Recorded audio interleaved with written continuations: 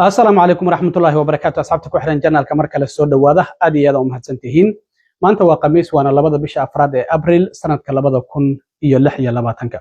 مقال كم حرب إن ذي كله وذا قام دحوين ترامب أي وحى حلكي كقاضي وزير كيسي عدالة بام بوندي سبب الحريرة قابك أي مشي صوبان دقستي إبستين فايلز. arrintaasi oo xalay warbaahintu ay ogaadeen madaxweyne Trump oo la filayay sida wararku ay sheegayaan in uu bari xilka ka qaado ayaa goordhow bartiisa True Socialka waxa uu ku soo qoray qoraal uu ku sheegayo in uu xilkii ka qaaday wasiirkii cadaaladda Pam Bondi. Arrimahaasi ayaan rabaa inaan idila socodsiiyo. Trump xalay khudbadii uu u jeediyay shacabka Mareykanka oo wax badan oo cusub uusan ku sheegin iyo waraaqdii furnayd oo madaxweynaha Iran shacabka Mareykanka uu u soo diray sidoo kalena maxaa ku qornaana waan idinla wadaagaya balse marka hore soo dhawaada. Xalay ayaa waxa warbaahinada soo galay in madaxweyne Trump laga yaabo in uu xilka dhawaan ka qaado wasiirkiisa cadaaladda Pam Bondi sabab la xiriira qaabkii ay u maamushay soo bandhigistii Epstein Files. Waxaan ognahay waxyaabo fara badan oo Trump la xiriirinayay Epstein Files in la qariyay isla markaana arrintaasi xisbiga dimuqraadiga ilaa hadda wali ay daba joogaan. xitaa dhowr jeer oo Congress-ka loogu wacay wasiirka cadaaladda Pam Bondi su'aalihii la weydiiyay sidii loogu talagalay ma aysan uga jawaabin. Waxa jirta xitaa in Sabina waraaq oo xubno Republican xitaa ay ku raaceen dimuqraadiyiinta in inta loo yeero la dhaariyo kadib halkaasi su'aalo lagu weydiiyo. Haddaba xalay ayaa warbaahinada sida CNN-ka iyo New York Times iyo ay ogaadeen iyo waliba Daily Mail in Trump uu qorsheynayo inuu xilka ka qaado wasiirkiisa cadaaladda Pam Bondi. Waxa la leeyahay xitaa waxa laga yaabaa inuu ku bedelo wasiirka ilaalinta deegaanka oo horeyna Congress-ka uga tirsanaan jiray oo la yiraahdo Lee Zeldin. Trump xalay intii uusan jeedin khudbadda dagaalka Iran uga hadlayo shacabka Mareykanka uusan u jeedin ayaa waxa loo leeyahay labadoodu aqalka cad ayay ku kulmeen waa Trump iyo wasiirkiisa cadaaladda Pam Bondi. Marka waxa la leeyahay Trump waxa uu u sheegay in uu dhawaan xilka ka qaadayo isla markaana ay gashay dambiyo aan laga cafin karin. maxay yihiin dambiyadaasi aan laga cafin karin oo ay gashay wasiirkiisa cadaaladda Pam Bondi. Arrintaasi ayuu ku eedeeyay. Waxa la leeyahay xitaa Trump waa uu ku wargeliyay ka hor inta uusan hadalkaasi jeedin in dhawaan shaqada uu ka ceerinayo. xitaa waxa la leeyahay waa ay baryootantay ama waa ay toogtantay wasiirka cadaaladda Pam Bondi oo waxay ku tiri Trump please waxaan kaa codsanayaa fursad inaad isiiso dheeri ah oo wasaaraddan aan ku sii hogaamiyo. Laakiin waxa la yiri ma uusan ku faraxsanayn arrintaasi sidaas darteed maskaxdiisa ma uusan bedelin oo ma aysan ka dhaadhicin in uu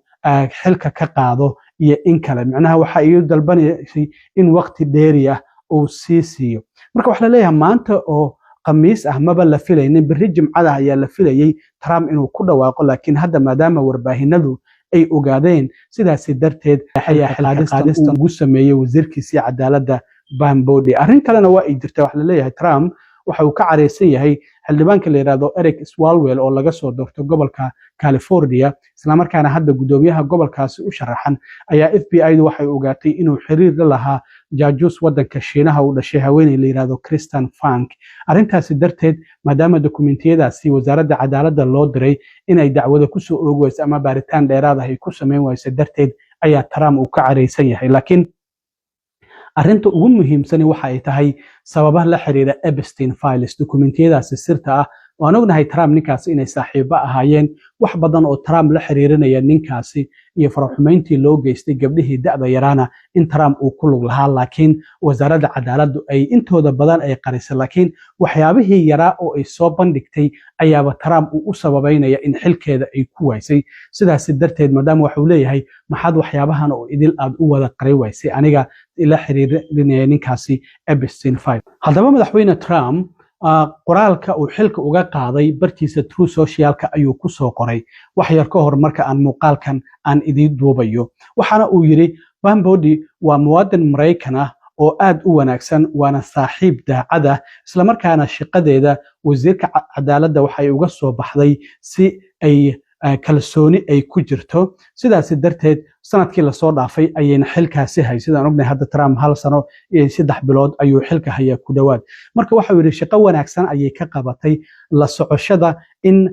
wadanka laga cirib tiro dambiyada guud ahaan wadanka gaar ahaan dilalku hoos meeshii ugu hoose si ay hadda waddanka marayaan ilaa iyo 1900 marka waan jecelnahay bam ayuu yiri waxayna u wareegaysaa shaqo muhiim ah oo si aad ah looga baahan yahay oo dhinaca private sector-ka ama shirkadaha sida gaarka ah loo leeyahay waxaana waqti dhow lagu dhawaaqi doonaa taariikhdana aan sheegi doono xilka ay qaban doonto marka kulley sidii wasiirkii hore amniga gudaha Kristi Noem ayaa xil yar loo magacaabi doonaa waxaan ognahay in Kristi Noem xilka Trump uu ka qaaday 5tii bishii la soo dhaafay ee March isla markaana uu ku bedelay Mark Wayne Mullen oo qoys ahaanna saaxiib ay yihiin Trumpna si aad ah warbaahinta uga difaaca waxa la leeyahay sababta kaliya ee ninkan hadda wasiirka cusub ee wasaaradda amniga uu xilka ugu magacaabo waxay tahay ninkaasi markasta uu warbaahinta ka hadlayo Trump ayuu difaaca Trumpna waa jecel yahay dadka warbaahinta ka difaaca oo yiraahdo waa madaxweynuhu ugu fiicnaa waddanka soo maray wax badan ayuu waddanka u qabtay waddanka waxa uu